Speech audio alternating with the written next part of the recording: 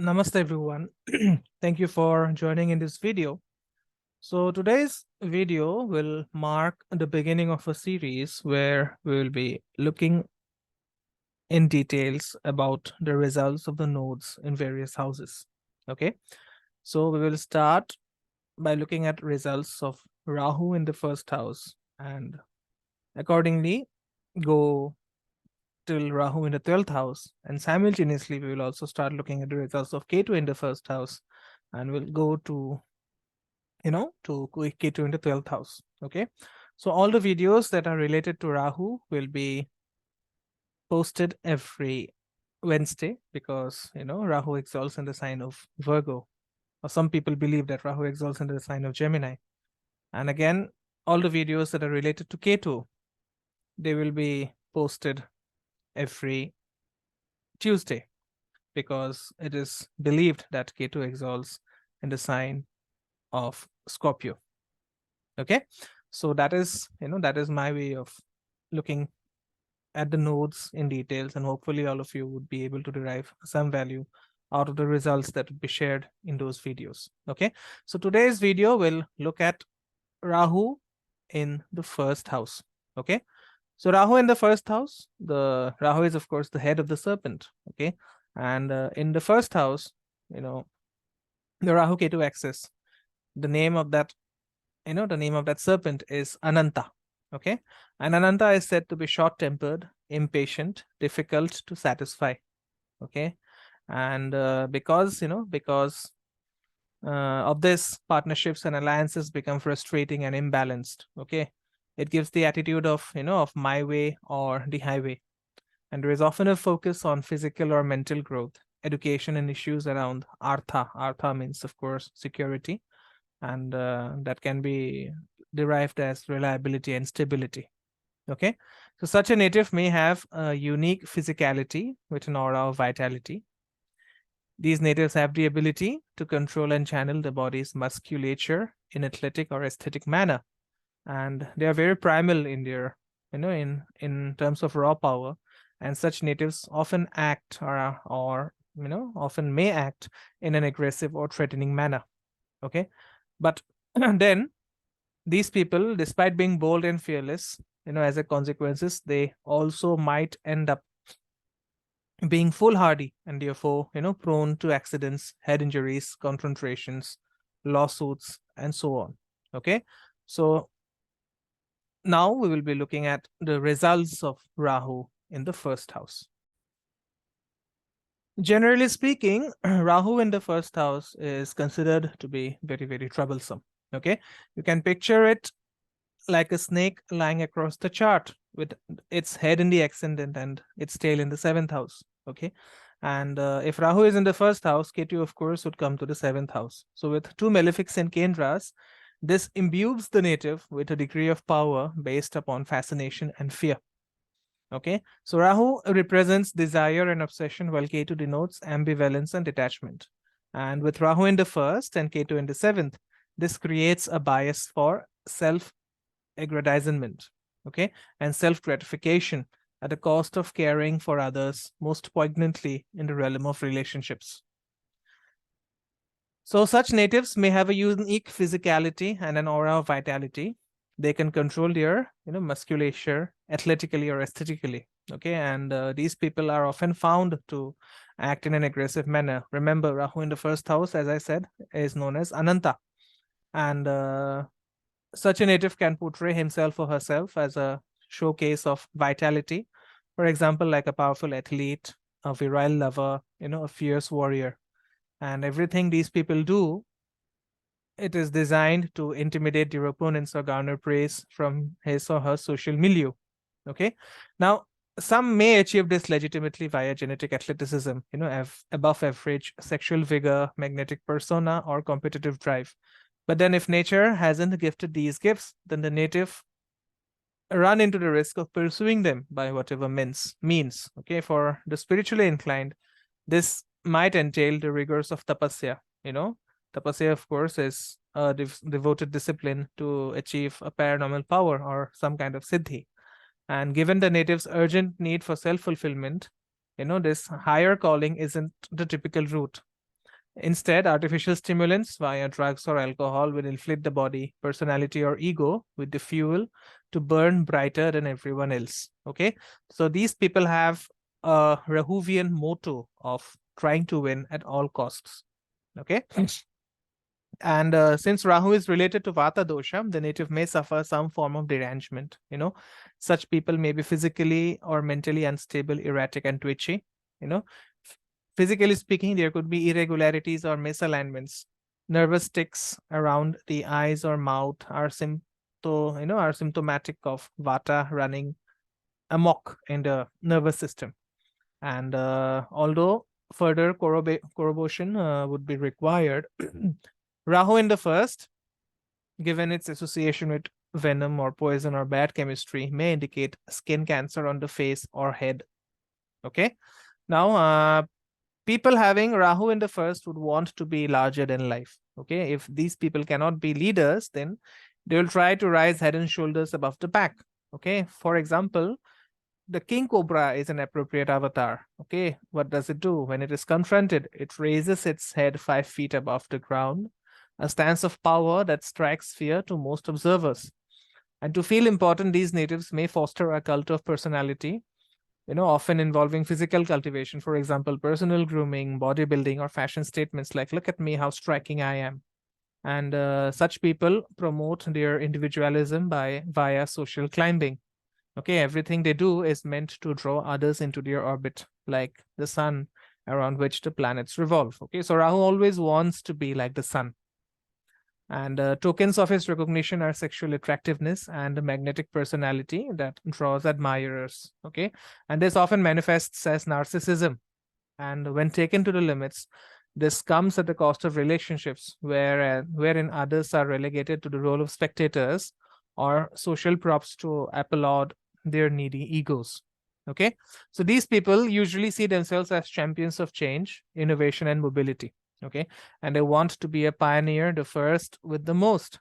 And as a reward, they often seek special privileges like to be admired or to gain power to pursue ambitions of self, aggrandizement. These people are very opportunistic. Okay, and if the stage is vacant, it's like they will rush to mount it.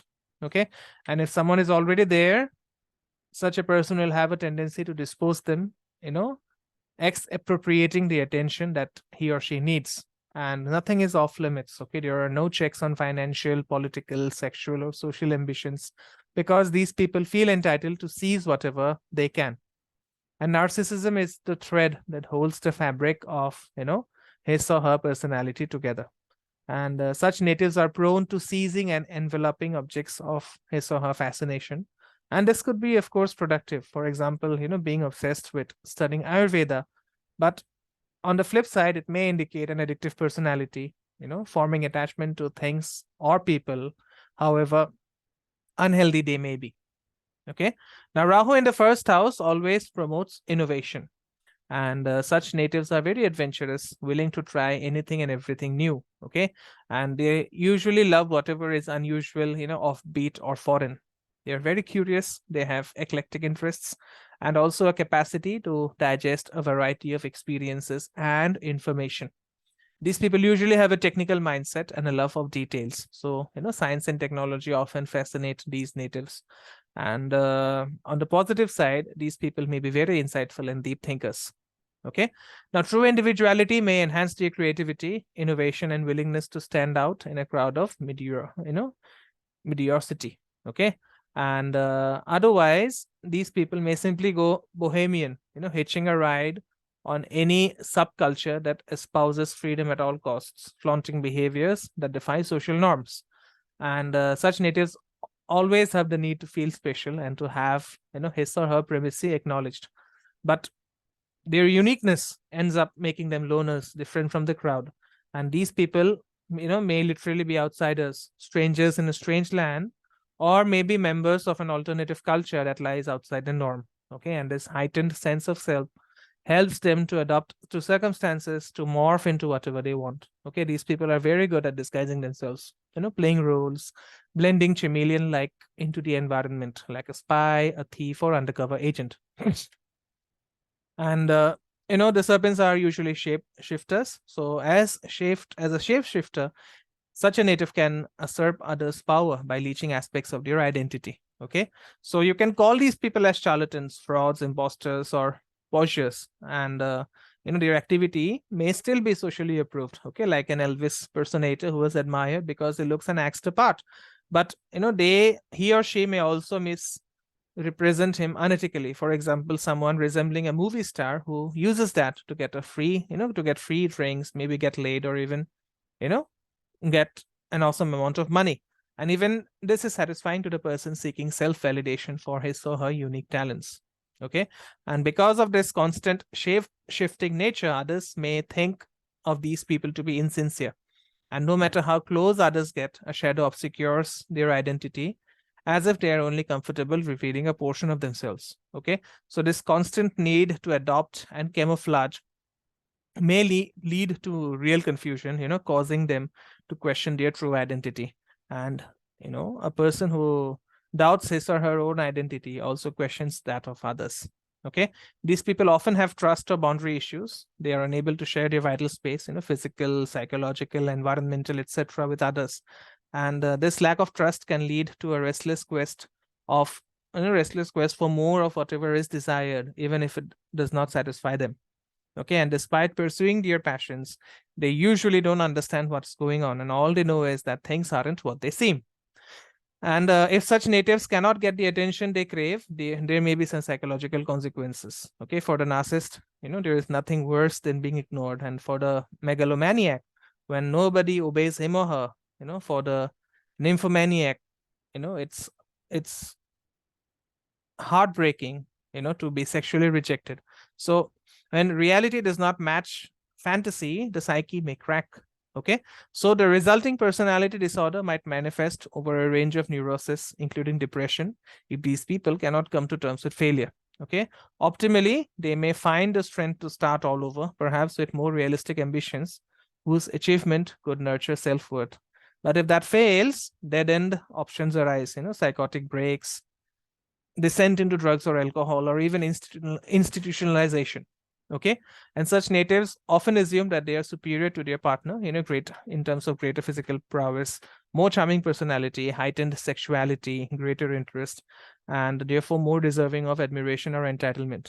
Okay, so the Rahu native, or the native having Rahu in the first house, is just as likely a woman as a man. Okay, since Rahu is an equal opportunity usurper of privilege and power.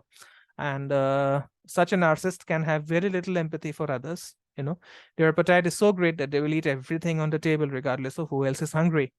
And in this need to be visible and appreciated, they'll often have the tendency to push others to the sidelines so that they can bathe in the spotlight. Okay, and when it comes to fulfilling sexual desires to different partners, these people will desert their former partners very easily, and while seeking power, they will have the tendency to silence anyone in order to seize the throne.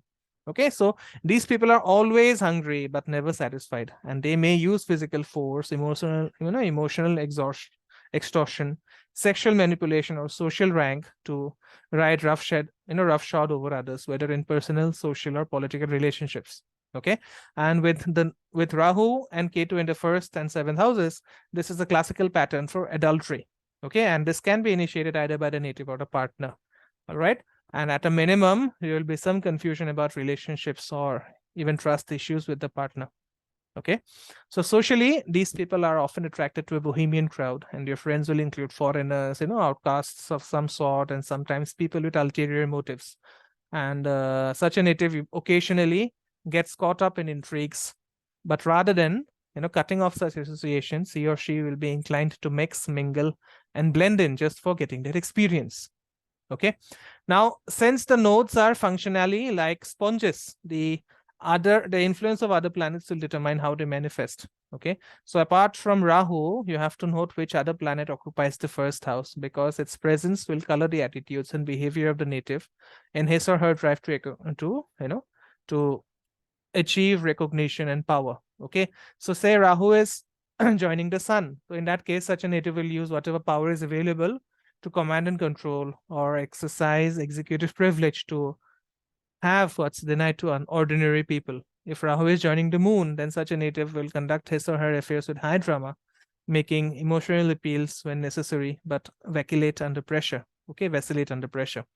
Then if Rahu is joining Mars, then such natives will throw caution to the wind, advance his or her agenda with all due haste and take risks on a physical, sexual, or political level.